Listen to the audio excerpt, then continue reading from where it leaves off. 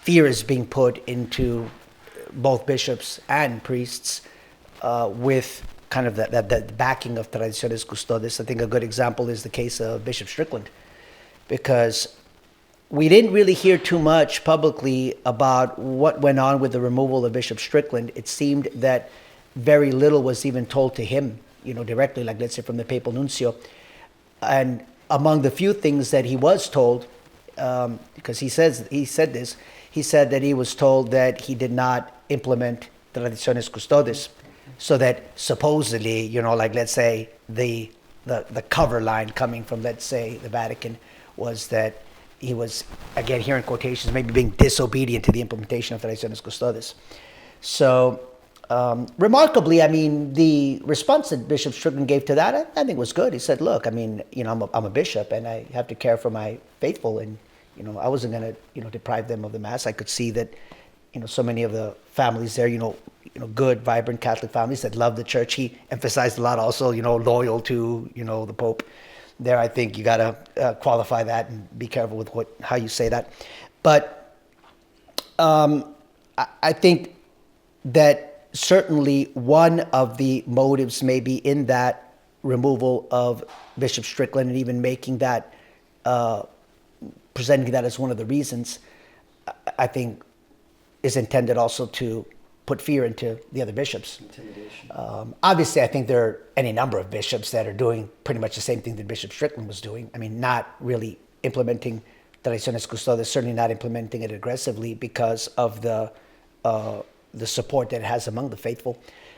But I don't think it looks good, because I think what's happening is that little by little, I think Father Maudsley had mentioned that, he sees it taking place in stages. And I would say, yeah, I think that little by little what you're seeing is you're seeing more and more pressure being placed on those that are offering the traditional Latin Mass. And so, yeah, I would say the outlook, humanly speaking, doesn't look good from that perspective. But again, all the more reason why we have to do our very best to remain faithful to the Catholic Mass, whatever the cost. But I do agree with you that definitely the intent behind Traditionis Custodes is to eliminate the traditional Latin Mass. The Holy Father, Francis said as much in the letter that he wrote accompanying the document, that eventually the long game, or how do you say it, the plan is to eliminate the Latin Mass. Obviously, to get everyone. Yeah, obviously the plan's going to fail. We know that, but. All right. So I see. It's not just maybe what's happening. I've also noticed what's not happening. So things that are happening. For example, there's even a bishop out in France that has already cast the Fraternity of St. Peter out of his diocese, when they thought they had some kind of security because of the famous little contract they got on a napkin, or the promise that Francis wrote something on a napkin for them, but they're getting kicked out.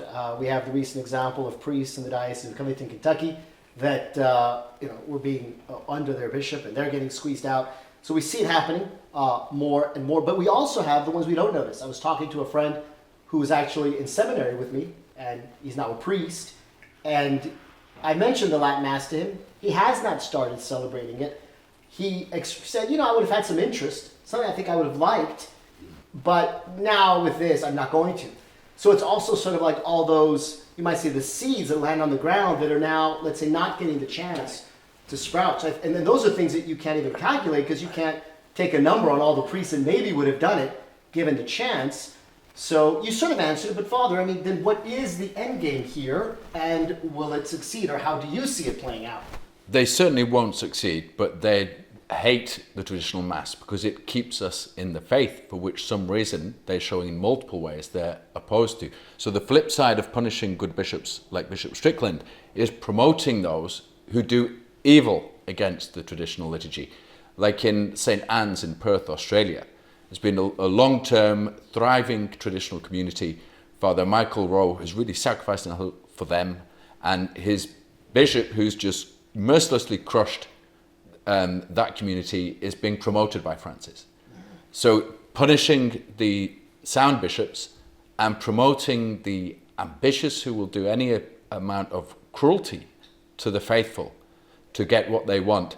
This is sending signals all around the church, and I think they know that they can't eradicate tradition all at once. In fact, they'll never succeed. But they figure that the traditional communities, they can't scale up very fast. It takes a long time, 7 years through seminary, and you can't just build 2 or 3 new seminaries overnight. But the potential for the traditional mass to spread very fast is through diocesan priests who come to say it. And that's what they want to contain. So that's what Traditionis Custodes is mostly about. With the fraternity, the decree that Francis signed, I think it was on the Feast of Our Lady of Lourdes some years ago, said that they could no longer just say these masses in churches other than their own. So there's a restriction on, for example, going to pilgrimage sites without the permission of the local bishop. It's a restriction. Then he said, and notwithstanding all the other provisions in Traditionis Custodes, which you have to accept, there's another restriction. And the third is just accepting the idea that a pope can ban the traditional mass. So although some might say tactically this decree was a good thing and it brought a lot of relief to people, I think the very idea of acknowledging that a pope can ban tradition is a disaster. That's what we should be clear why that's rejected. The tradition is from God, from the apostles, from Christ. And we need it for salvation. The world needs it. That's why the devil hates it. If he can rip out our traditional liturgy, it's all over for everybody. And history will fail. That's not going to happen. I think that point really maybe needs to be emphasized, or if either of you could elucidate on it. This is what I maintain. However, I realize it's very hard to explain it to people because they don't see it, the importance of the liturgy.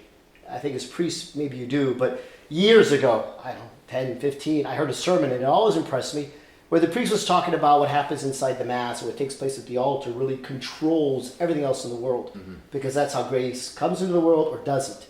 And another priest was talking about how the violations in the sanctuary, the violations in our liturgy, are actually far more offensive to God than other things that oftentimes affect us more.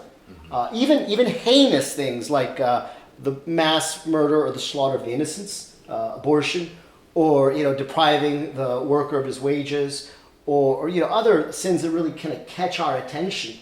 The priest was saying the liturgical abuses are a direct affront against God, and they're worse.